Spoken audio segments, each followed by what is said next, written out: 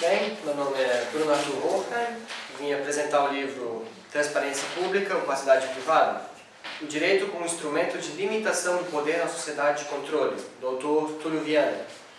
Ele busca na obra, primeiro, esmiuçar conceitos como monitoração, registro, identidade e tudo mais, e também fazer uma retrospectiva histórica de como foi, de como tem sido e para onde aponta as atuais tendências, para onde elas apontam.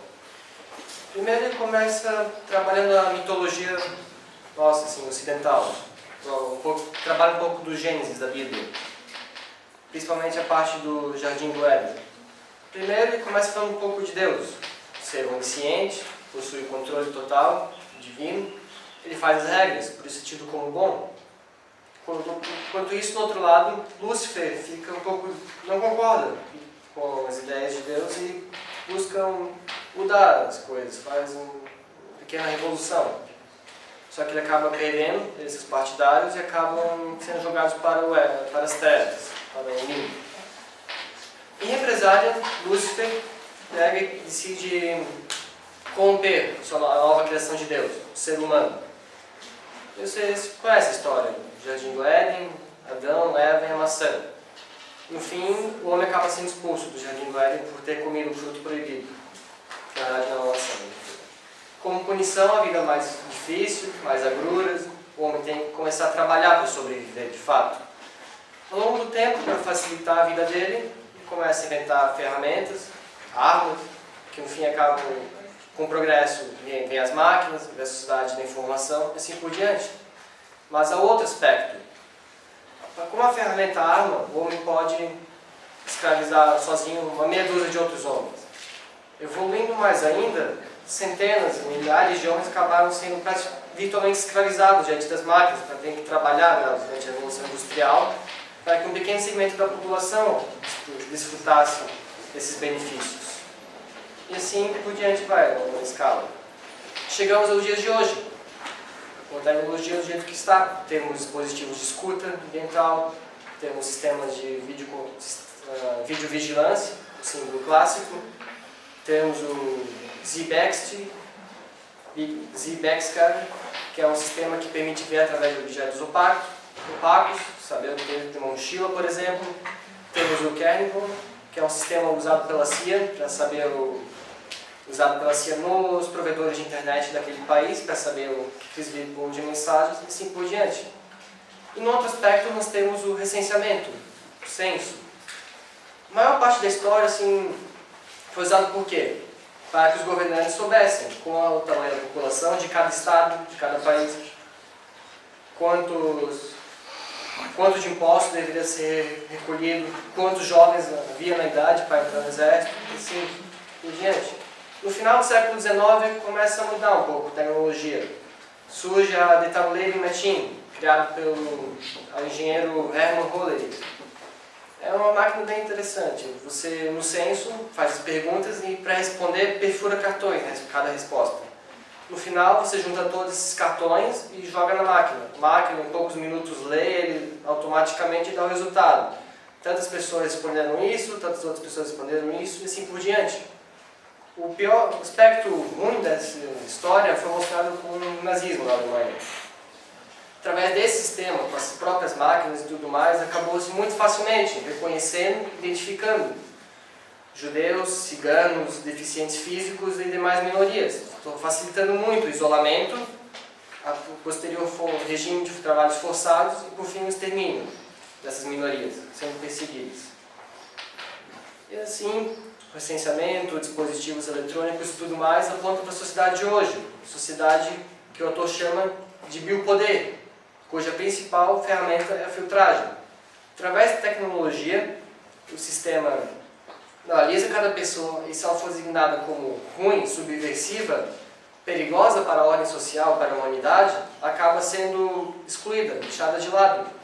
Enquanto isso, os demais continuam fazendo parte do sistema. É, de certa forma, uma inversão do paradigma moderno. Naquela época, o rei fazia morrer quem desejasse e deixava viver os demais. Hoje em dia, não. O biopoder faz viver quem ele elege, com digno de tal, a elite, o melhor para fazer a humanidade continuar em frente, e deixa os demais morrerem lentamente, com um sistema de saúde para o público precário, sem educação, amontoados centenas nos presídios e assim por diante. Para evitar isso, o autor sugere duas ferramentas, que na verdade se complementam. A primeira é a criptografia assimétrica, que é nada mais nada menos do que a gente viu no último questionário, assinatura digital.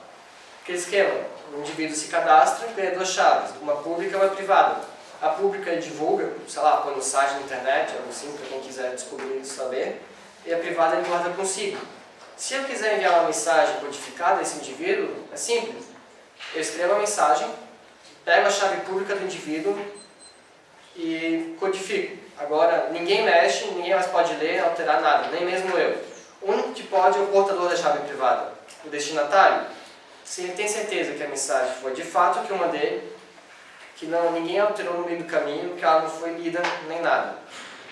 E como complemento, sistema de criptografia assimétrica, seria uma mudança na legislação, fazer o direito valer, sabe? Fazer essas cláusulas fundamentais, direito à liberdade, igualdade, dignidade e tudo mais, que hoje em dia são um grande empecilho na sociedade do biopoder, ganhar poder, essas cláusulas realmente começarem a valer, serem efetivas, mas isso é impossível se a sociedade não começar a reconhecer o direito à privacidade, que é importante também.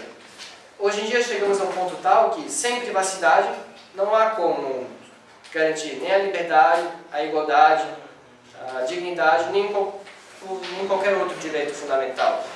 Para isso ele propõe os passos. O primeiro é a criação de uma autarquia federal. Ela regularia o uso de sistemas de vigilância e tudo mais, sempre tentando restringir o máximo possível. Ela só autorizaria o uso desses sistemas em casos através do ponderamento.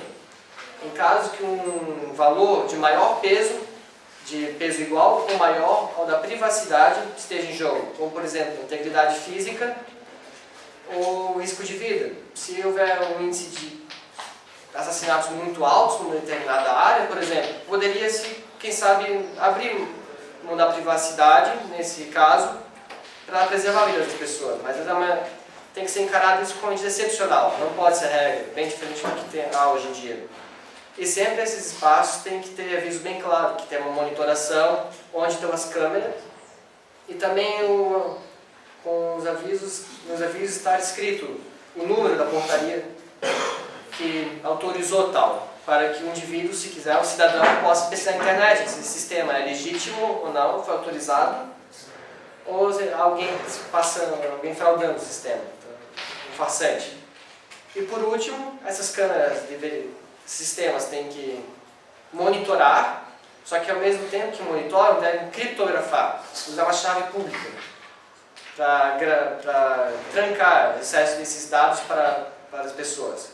A chave privada, nesse caso, ficaria com um juiz, ou com uma corte, algo nesse sentido, que usaria esses arquivos apenas se fosse necessário num caso, num inquérito, algo nesse sentido.